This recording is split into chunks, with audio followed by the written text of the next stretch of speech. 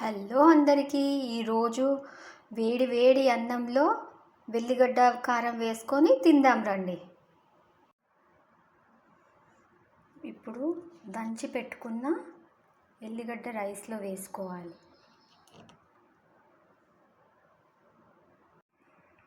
ఇప్పుడు ఇందులో 1 స్పూన్ కారం వేసుకొని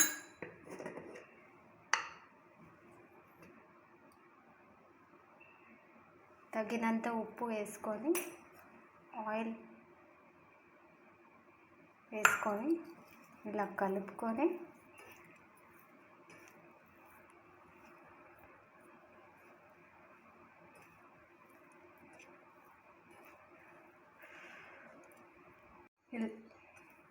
ఇది సరిగ్గా కలుపుకొని మొత్తం అన్నం కలిసేలాగా కలుపుకొని తినేయాలి.